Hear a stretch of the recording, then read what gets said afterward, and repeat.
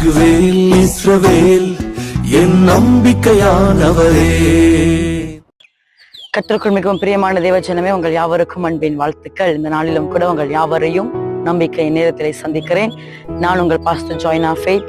ஒரு நாள் வார்த்தையோடு இந்த வாரத்திலே உங்களை சந்திக்க வந்திருக்கிறேன். கொலோசியரின் நிருபம் 3ஆம் அதிகாரம் அதனுடைய 13ஆம் வசனம்.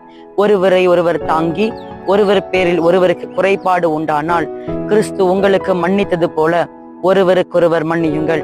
பிரியமான தேவஜனமே, இந்த கிறிஸ்துவ வாழ்க்கையிலே மிகவும் முக்கியமான ஒரு காரியம் நீங்களும் நானும் பின்பற்ற வேண்டியது மன்னிப்பு.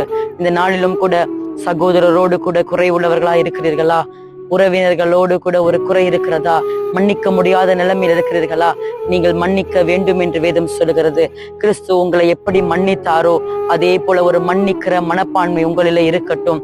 இன்னைக்கு அநேகர் வியாதியோடும் வேதனையோடும் இருப்பதின் காரணம் என்ன தெரியுமா? தங்கள் இருதயங்களில் கசப்பு நிறைந்தவர்களா இருக்கிறார்கள். மன்னியாமை அவருடைய இருதயங்களில் இருக்கிறது. பிரியமானவர்களே, இந்த வார்த்தையை உங்களுக்கு என்று எடுத்துக்கொள்ளுங்கள். மன்னிக்காதவர்களை மன்னியுங்கள். மனதார மன்னித்து அவர்களோடு ஒப்புரவாகுங்கள். காலம் சமீபமா இருக்கிறது. கர்த்தராகிய இயேசு கிறிஸ்து மீண்டுமாய் வரும் பொழுது உங்களிடத்திலே கணக்கு கேட்பார். இந்த நாளிலே கூட ஒப்புரவாகாமல் இருக்கிற நீங்கள் அநேகரோடு ஒப்புரவாக வேண்டும் என்று நான் உங்களுக்கு பிரசங்கிக்கிறேன். என்னோடு கூட இந்த சிறிய ஜெபத்திலே இணைந்து கொள்ளுங்கள். அன்பின் பரலோக தகப்பனே, யாரெல்லாம் மன கசப்போடு மன குமுறலோடு மனவேதனையோடு இருக்கிறார்களோ, மன்னிக்க முடியாத நிலைமையில இருக்கிற இவர்களுக்கு மன்னிக்கும்படிக்கு ஒரு இருதயத்தை கர்த்தர் கொடுப்பீராக. மன்னிக்கட்டும் தகப்பனே. ஆண்டவரே, கிறிஸ்து எப்படி உங்களுக்கு மன்னித்தாரோ அதே போல நீங்கள் ஒருவரை ஒருவர் மன்னியுங்கள் என்று வேதம் சொல்லுகிறது.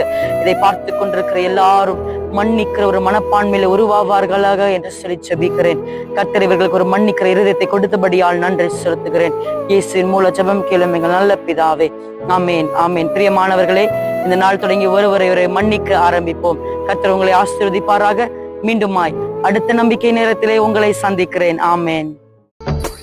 கர்த்தாவே, உம்மை நம்பினவர் வெட்கமடைவதில்லை. உமக்காக காத்திருப்போர்